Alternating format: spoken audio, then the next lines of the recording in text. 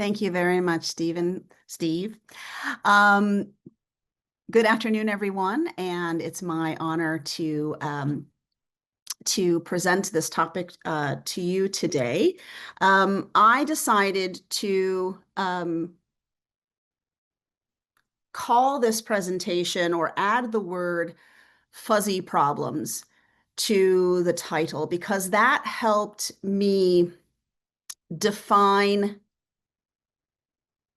what was meant by the conference theme of blurry boundaries. Fuzzy problems is a term that is used in the field of mathematics and in other places. Later it was adopted. And it's meant to talk about those problems that are ill-defined, problems that have multiple possible solutions, and problems that are subject to interpretation, judgment, nuance. And I think the conversation of career longevity and sustainability of this career within our profession is a fuzzy problem.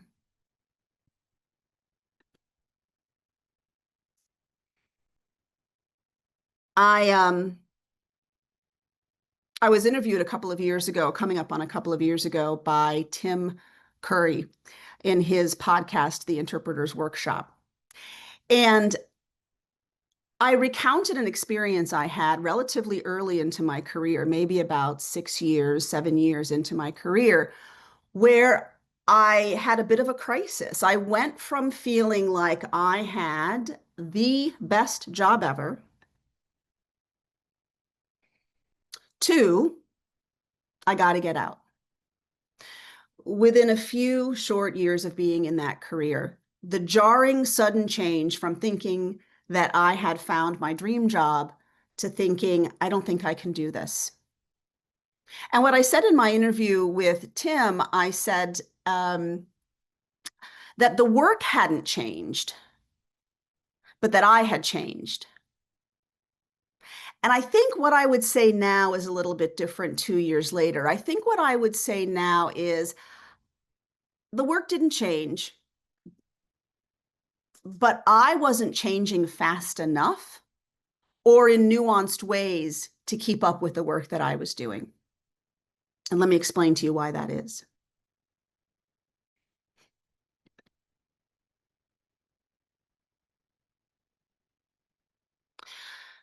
The Greek term kairos is defined or is interpreted the word time, but it's not the chronos time of the Greek word. The chronos time Greek word means what we would traditionally mean, such as chronological time or measured in moments, in seconds and minutes, etc. Kairos time, on the other hand, is an appointed time. It's a window of opportunity, and it's not measured in seconds and minutes and hours, etc. It's measured in opportunities that arise in those moments. And let me tell you about a Kairos moment for me. I was early in my career. I was on staff at a hospital, a medical center, that was also a medical school. So it brought in trainees from all over and in very varied disciplines, including the Department of Psychiatry, where I did most of my work. And so the medical center was home to many interns in the Department of Psychiatry, from social work to psychology to psychiatry. And we had a program for deaf trainees that Bob Pollard was basically the creator and leader of. And I used to do the majority of my interpreting following deaf professionals, clinical psychologists most often, in their final year of their credentialing process to become full-fledged psychologists. So before there was this term of designated interpreter, in the early 1990s, that's what the work I was doing. And in this particular Kairos moment, I was interpreting for a group of social work interns, psychiatry, medical doctors, and clinical psychologists. And they were all sort of in, I guess you might call it a peer supervision. And they were all explaining and talking about their caseloads, and they were talking about their research that they were working on for their final part of their PhDs, etc. And it was lively and it was exciting, and I was invigorated doing the work that I was doing. The deaf person was, of course, engaged, and it was all great. And then it ended. And the liveliness of that moment carried on in groups, sort of breaking up into twos and threes and continuing to talk with each other. And because the deaf individual preferred to communicate in twos and threes on their own without me, I sort of stayed in my seat, sort of awaiting to be needed in those moments. And that's when it sort of struck me that my invigoration of being a part of that moment of excitement, of contribution, of work, right, of labor, of contributing to the greater good, kind of ended with a letdown sense. Everybody else was carrying on, and there I was not carrying on. And there was this sense of sort of disconnect, of letdown, as I just sort of watched everybody else carry on in talking about important things.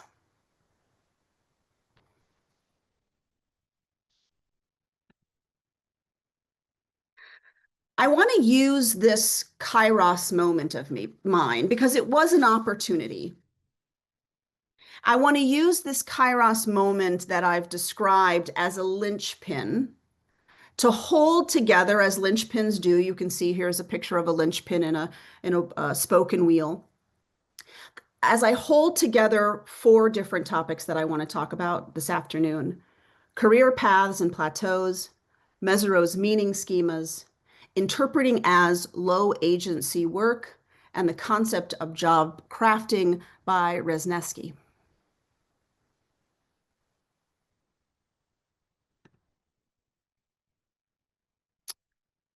Duckworth, who is well known for her topic of grit, in her PhD identifies that there's two types of career plateaus. There are structural plateaus, where there are fewer options and opportunities for movement, upward movement, and content plateaus, and that there's insufficient challenge or engagement. And now looking back, having hindsight of that Kairos moment, you could argue that perhaps what I was experiencing was a career plateau, or maybe I was in the midst of a career plateau, and that moment only sort of spotlighted it. Certainly, it was true that I had hit a structural plateau. There really wasn't anywhere upward mobility wise for me to go as an interpreter in the staff hospital, except for maybe into management. But I would have to wait for the person who was in that position to leave before that became an opportunity. But more so, it was a content plateau, I would argue. I had already been an interpreter in a university context for a couple of years, in a primary school for 1 year, a medical interpreter combined with being basically a designated interpreter. And that wasn't just within 6 or 7 years of my career. I had sought novelty. I had looked for something new in this very subsequent way. And perhaps I realized I was at this sort of very cool place, doing very cool work, and I had yet hit a content plateau.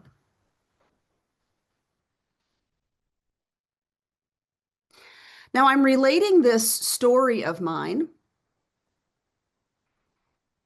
because I think it highlights something that might be true about interpreters more broadly. And that is, how do we imagine interpreters' career paths? Now, it's hard to imagine a career path for an interpreter because there's so many different ways in which we can be employed or work in freelance or independent contracting relationships. But I'm going to put out a hypothetical here to say that if I probably did some research on it, we might see that there were these types of patterns emerging. If we think of sort of the first step that might be possible for an interpreter, once they finish their accreditation, their schooling, their education, that maybe they would seek employment opportunity in a staff position where they would be surrounded by support, such as working in a VRS or a VRI context, or within an educational setting, or perhaps as part of an agency.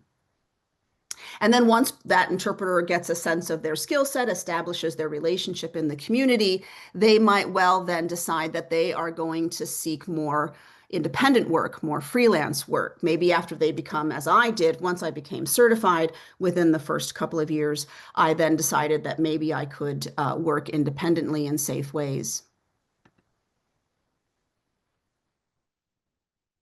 And then perhaps an interpreter in those moments looking for newer challenge or seeking greater growth might become a designated interpreter or specialize in a particular content area, such as legal or conferencing.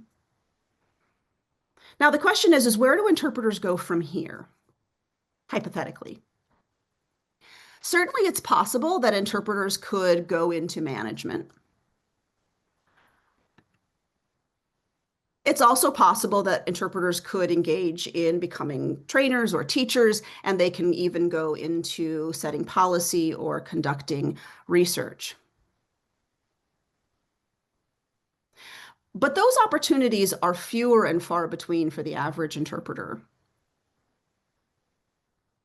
And I would argue that not all interpreters want those career steps, those traditional career steps. So what I'm going to suggest is that most interpreters are going to hit a career plateau, hypothetically speaking, or this is my hypothesis, at step 3. And if you're like me, it might be very early on in your career. And then you've got 30 more years of a career left with the sense of, I am in a plateau. And that was one way that you could interpret my Kairos moment.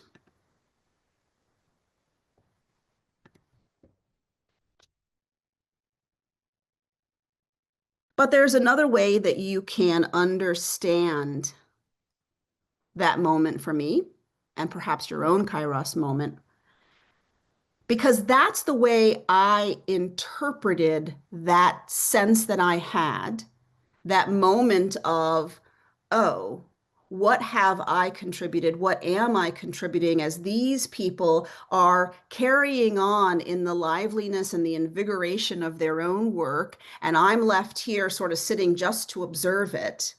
I interpreted that in a particular way. And Mezirow calls these meaning schemas. Think of your mind as a series of file folders. And every time you have an experience, your brain will seek to make meaning of it. It will capture that experience and it will file it within a meaning schema or with a file folder and catalog it there. Mezirow's transformative learning theory goes on to suggest that our meaning schemas, those that we pick up from childhood, from religion and culture, from our early on experiences in life, those meaning schemas that we've created throughout our early childhood and even into the start of adulthood, that those aren't going to be sufficient to carry us through in a learning, growth, and development sort of way. Here's what Mezirow proposes is his transformative learning theory.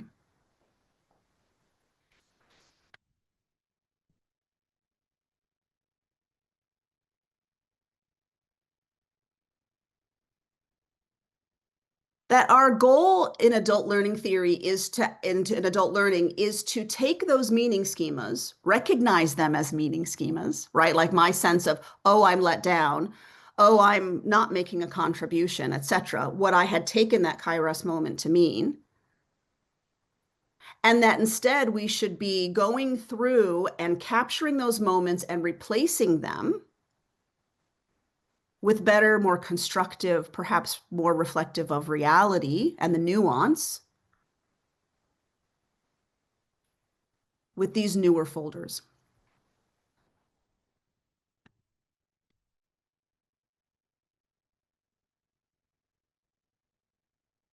So in that moment, in my file folders, I had taken my sense of letdown, my sense of disconnect from what was happening, the ephemeral nature or the fleeting sense of what we do in sort of the engaging in our practice and our craft. I had taken that and I had cataloged it. Now, here I've used the word unseen, and that was not really the best word for this. It's just that that was the word I could fit in that teeny tiny little space afforded to me in the image. But it captures it well enough that I had put it and I had filed it there. Now, we have, it's suggested, over 70 thoughts per day. And as we know from psychology, many of those thoughts are many of those thoughts are the lead to emotions, lead to feelings about those thoughts, right? So we're constantly experiencing strong emotions that are linked to thoughts and then filing them away in meaning schemas, according to Mesereau.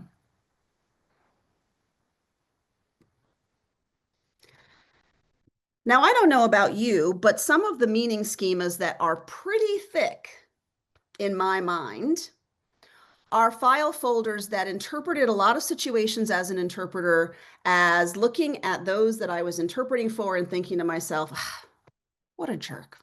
Usually the hearing person that I was having to try to negotiate with, right? The provider, the doctor, the teacher, the university professor, the whatever.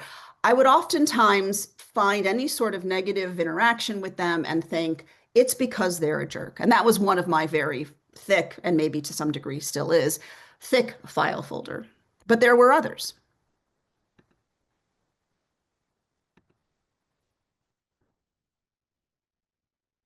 Something would happen, I would have a strong emotional reaction to it, and I would say, here's another example of how they just don't get it. And the implied meaning behind that is they should get it.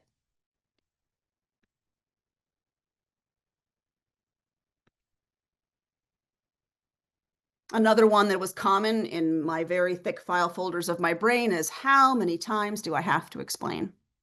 Again, with the subtext being I shouldn't have to explain.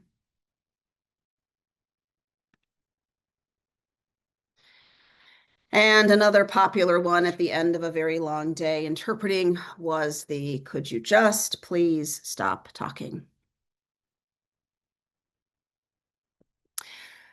So one of the reasons I said that if I were to go back and talk about that experience of having the best job ever to I got to get out. And I said to Tim, I said, you know, it's not that the work changed, it's that I changed. I would actually say, in light of Mesereau's learning schemas, that actually I wasn't changing enough. That a lot of my I got to get out sense of job stress may very well have been an outgrowth of the constant meaning schemas that I was reinforcing and not directly addressing the problematic nature of those meaning schemas. So I call that moment, that Kairos moment, I call it a Kairos because it was an opportunity. It was an opportunity to interpret it in this old way, right? I'm unseen, as a short way of saying that, to seeing it in a very different light.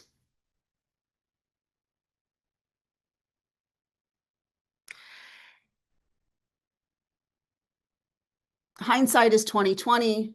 Life is understood backwards, but is meant to be lived forwards, according to Kierkegaard. And so looking back, here's what I might now say. To understand that moment, I had an opportunity to appreciate a reality about our field and our profession, and that is interpreting is low agency. Now, what do I mean by agency? So here's a picture of my granddaughter. And yes, I have used this public forum to shamelessly show you, show off, if you will, my granddaughter. But it's actually meaningful because at this moment that this picture is caught of Abby, you can see her. She's in mid-word saying her name, Abby, Abby, and she's pointing at herself. It's a moment in her a few months ago where everything was about, and still is, individuation and proclaiming a conviction that she is unique and different from the rest of us. And Abby could mean this is mine. Leave me to do it on my own. Don't help me. I want to do something. I can do something, or I am currently doing. But more importantly, it meant I'm Abby and you're not.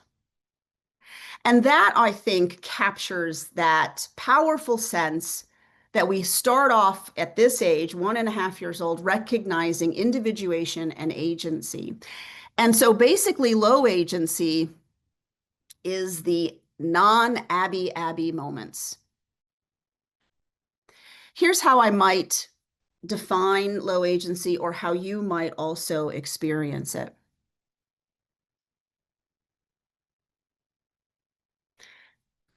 As interpreters, we have little standing within the jurisdiction or the domain of the settings that we work in and amongst the service professionals that we work with.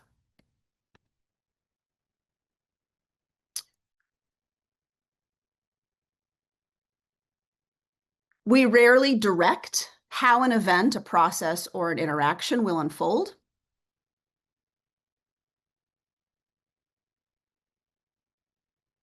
We are often the keepers of privileged information that is not directly about us, and sometimes we're the sole keepers.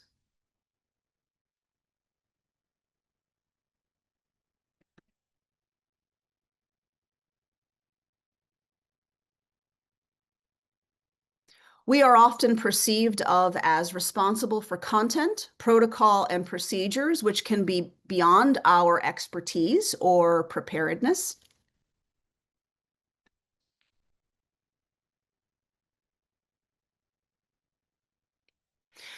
We frequently face and often must address oversimplifications or misunderstandings about our work.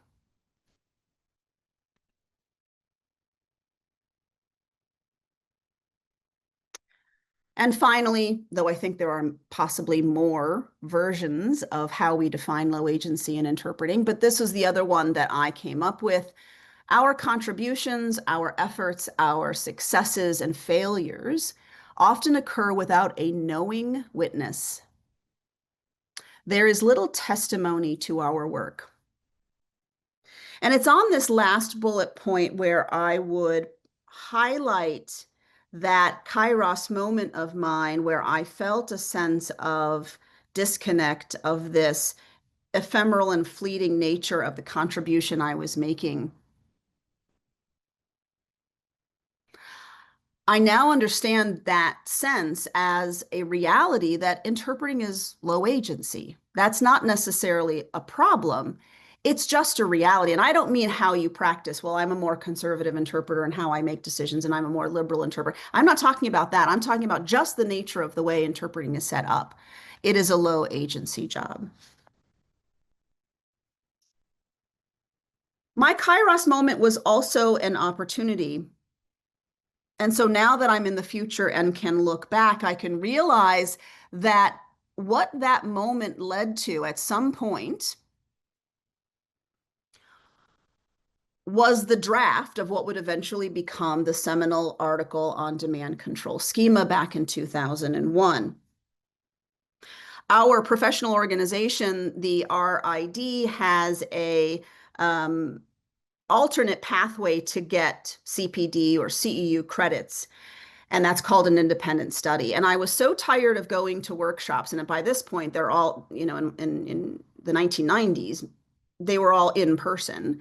And so I was limited by what was on offer locally for the most part. Maybe perhaps conferences was still an option, but I was still feeling pretty much bored with what was on offer through workshops. And so I decided to go this other route and to pursue an independent study looking at job stress and job dissatisfaction because that's the way I had interpreted my experience.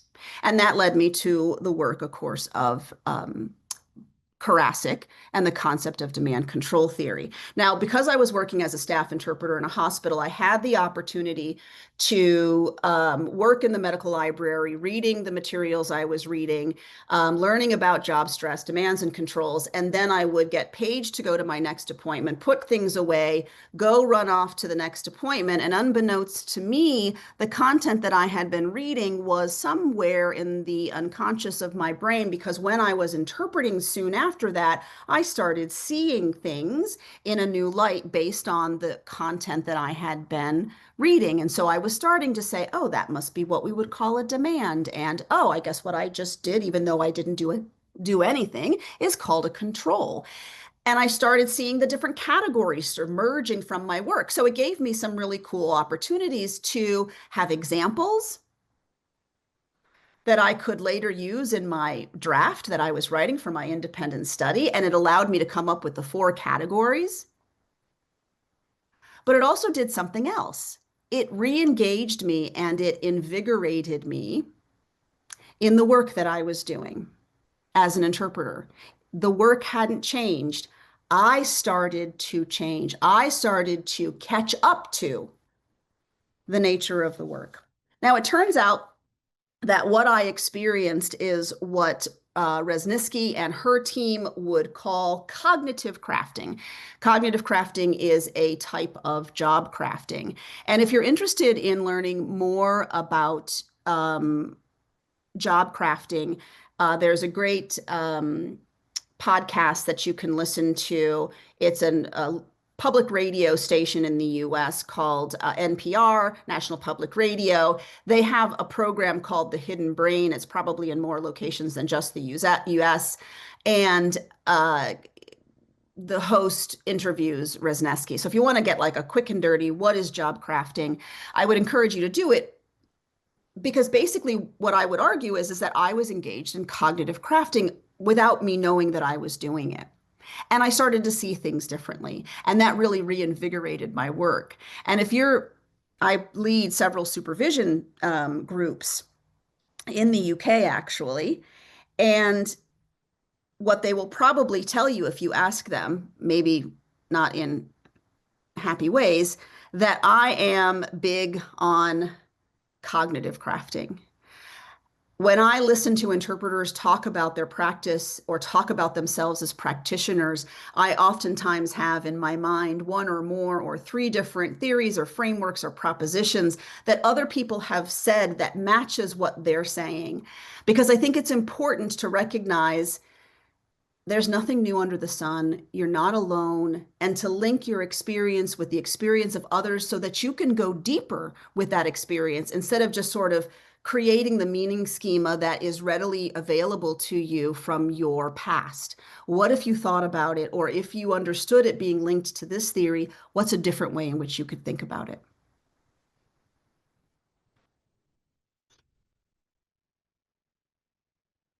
So I tell you this story about my Kairos moment, but I'm not really talking about me. I'm talking about many of us because the research shows that we as a field have problems with job stress, job burnout, job dissatisfaction, and early departure from the field. And so I know it's a collective Kairos moment where we are at a place where we think to ourselves, can I do this?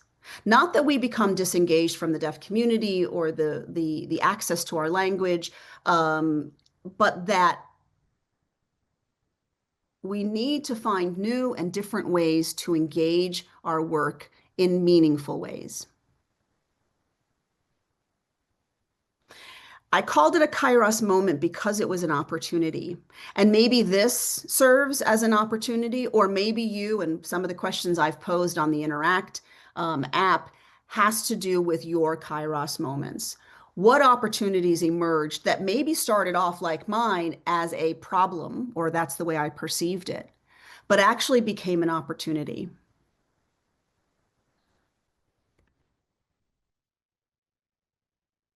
I think most interpreters are going to experience this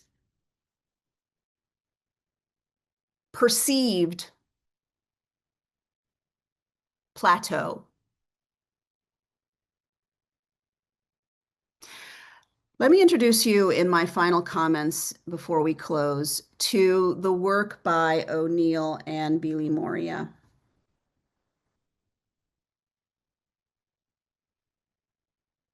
O'Neill and Billy Moria studied women and women's careers, but I would argue that it would be limiting to only think of it as specific to women. I think it's very sort of just non-traditional careers. And I think interpreting is almost always fits the definition of a non-traditional career. And what O'Neill and Billy Moria propose in their research is that women have, or non-traditional careers can have these three phases. What they called idealistic achievement, ages 24 to 35, pragmatic endurance, aged 36 to 45. Again, these are fluid numbers. And then the final contribute or the final phase is reinventive contribution, aged 46 to retirement. And you can see here that an idealistic achievement, the focus is on self-identity, self-confidence, this idea that you can succeed in both career and in personal lives, this idea that you can have it all. And that gives way to what's called pragmatic endurance. There's this disillusionment that maybe you can't have it all. There might be what Donald Schoen calls a crisis in confidence. And we have to work our way through that process to get to this later stage, which I'm highlighting today, this reinventive contribution. Continuing with the meaningfulness that they can contribute to organizations, to families, to communities, to work in ways with integrity and authenticity.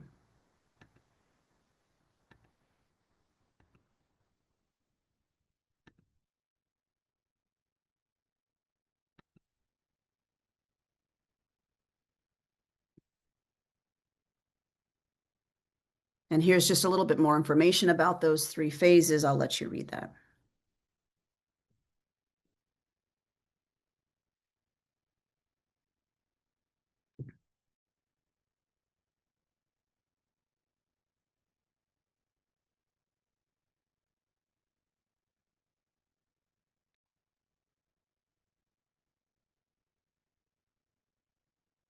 So if we take interpreting and imagine it through the lens of that career model, that non-traditional career model, and those phases of a career, what do we get?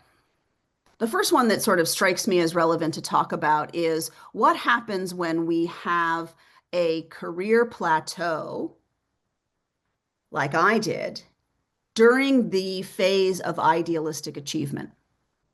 This idea of seeking to grow and to develop and to establish oneself, to create a craft. And we're hitting this career plateau, this desire for growth and development and learning more. But I'm not going to talk about that today, though I think it's an interesting question. What I want to talk about instead today in the remaining time, and really just to raise the concern, there's obviously not enough time in just 45 minutes to resolve much of anything. But I do want to talk about what does it mean when interpreting, if you perceive it as a low agency job, and I think it's arguably true, and this stage of reinventive contribution. What are we contributing? What did we contribute?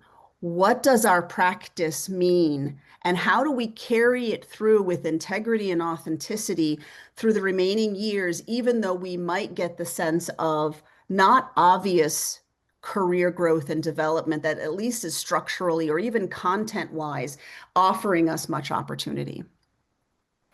And I think it's a fuzzy problem. I think it's a fuzzy problem because it's ill-defined, it's subject to interpretation, to judgment.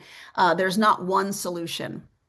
But I think it's important for us to raise the question because our generation, my generation, is the first generation to sort of see interpreting as a career opportunity and to expect to stay in that career for the rest of our lives. And yet we're going to hit this reinventive contribution stage. And some of us are going to ask the question, how do we do that with integrity? And as I would pose to us here, both personally as a practitioner, but also for those of us in the field of training, what role does continuing professional development play? To what degree is continuing professional development opportunities responding to the need for interpreters at that later career stage to deal with reinventive contribution and to even counteract the low agency nature of interpreting. I don't think much in terms of what's on offer in CPD. I think most of the attention, both in the US and to my limited knowledge of places elsewhere, I think it's very similar that there's a focus mostly on early and mid-career in terms of growth and development. But if our growth and development is about reinventive contribution in the third stage, what are we offering interpreters for that process? Well, I think what I've talked about today gives us some frameworks and ways of imagining it. I think it is easy to imagine it through the lens of Mesereau's learning schemas. If growth and development our opportunities to look at our file folders, the ones that are no longer serving us, and say, how do I come to understand my experiences to capture and catalog them differently? And I think another hopeful contribution that can speak to this intersection between low agency work and reinventive contribution is the concept of job crafting by Resnesky and her team. How do we understand task crafting? That is, how do we imagine ways in which we can do our work, but maybe also do a little bit more? And again, I'll leave you to investigate if you seek out this podcast or an academic journal article, obviously, is possible too. What does task crafting mean? What does relationship crafting mean? And what does cognitive crafting mean? Now, my example is cognitive crafting, but it's also relationship crafting. Because once I started working on my independent study and using demand control theory, I would go back to Bob Pollard and sit in his office and go, this is what I'm learning. This is what I'm seeing, because Bob was the person in charge of the program for deaf trainees. And so I was using that existing relationship to talk about what I was learning. And that became a relationship crafting example, as well as with other people. Sometimes with the deaf professional I was working with, we talk about the research ideas, et cetera, as well as other faculty members that I thought might find what I was doing compelling, or I might be able to get their help.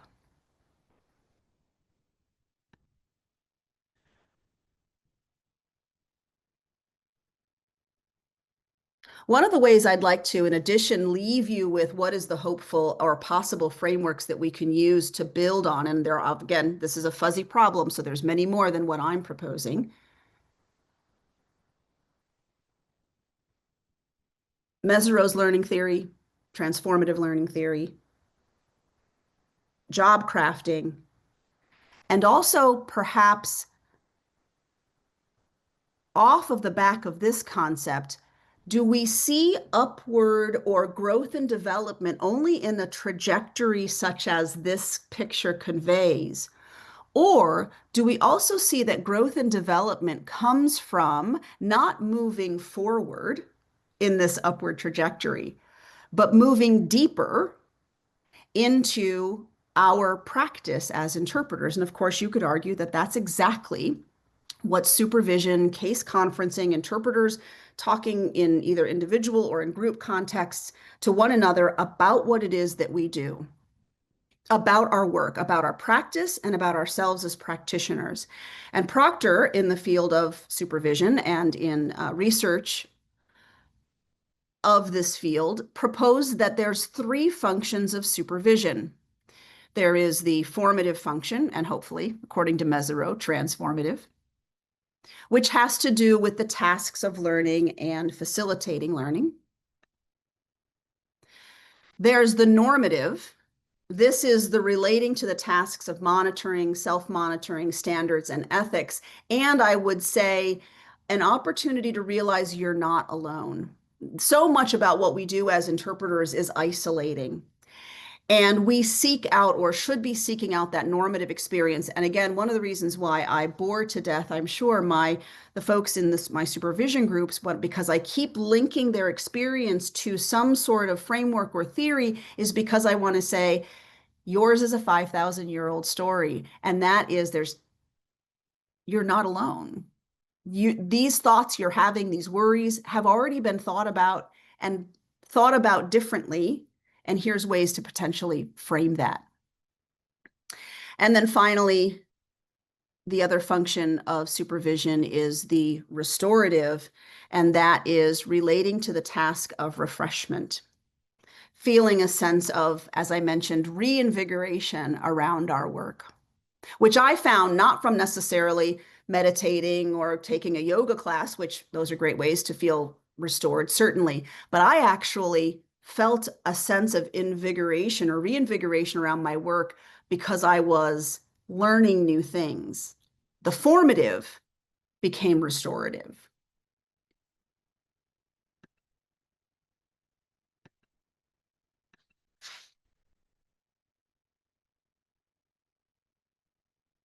So, what I'd like to leave you with is, let me just finish these slides here.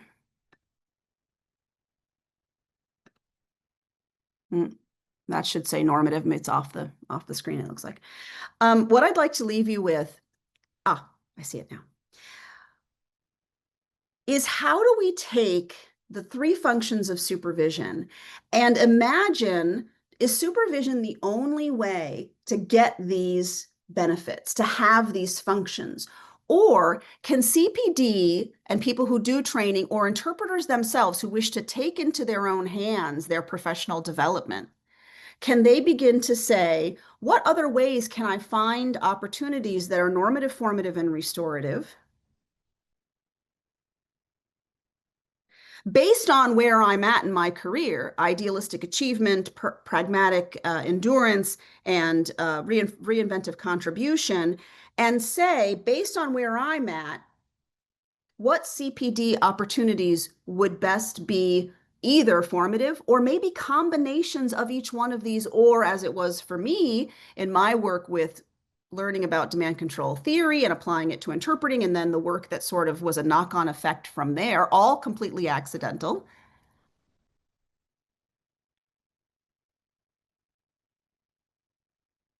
What could we begin to do differently in planning out our CPD? Certainly, I'm not going to begrudge anybody supervision. I'm definitely saying do supervision 100%. But are there other things that we can take using the idea that the growth of an interpreter is certainly about their practice, it's about themselves as a practitioner, and it's going to have these normative, formative, and restorative components. I'm actually going to skip to the end. I've basically said what I wanted to say, but I also want to tell you that the handouts that I provided you with are not my PowerPoint slides. If you'd like my PowerPoint slides, I am happy to share them with you. But what I did was instead, because I'm doing another independent study, I decided to do things a little differently. Instead of handing you my PowerPoint slides, what I did was come up with summaries of the main points that I made and then added reflection questions for you to consider. So that the hope is that this is not a one and done thing. Like, okay, I listened to Robin's presentation, I ticked the box. I've listened to these other presentations, I've ticked the box, I'm done. But actually now, if you feel so compelled to do or called to do, is that you can say, what am I going to do? What's my deliberate CPD plan going to be? And who can I engage to make sure I don't just sort of drop this idea if you do indeed feel moved to do something different? Now, the reason why I said this is part of my independent study is for the last couple of years, I've been really trying to make these one-off opportunities that I'm often given to present to create a longer conversation and not just be a one-off. And so I would encourage you to take those reflection questions and start conversations with colleagues around those questions. And also the other thing that I'm going to offer is a free follow-up webinar. because I want to continue the conversation. This goes back to my independent study. Who is willing to have this conversation that says, maybe I'm a trainer or maybe I'm a practitioner, but in either case, I need to think more creatively about CPD and which stage I'm in as an interpreter and how I can begin to create what I call practitioner development. So certainly you can go on my website if you want to stay in touch around these things, but more specifically, if you would like to join this free follow-up webinar. I don't have a date set. I'm going to basically try to find a time that's going to be most convenient to others. But that the QR code hopefully works. If not, there's my email address. And basically, I'm just going to say, if you're interested in a follow-up webinar to talk about what I've raised here or the things that you're finding from these reflection questions, I'd be more than happy to have those conversations with a tribe of people who are thinking like me, and thinking of this as a Kairos moment. And with that, I will conclude. Thank you so much for your time and attention, and to the folks at the Together Conference for allowing me to speak to you.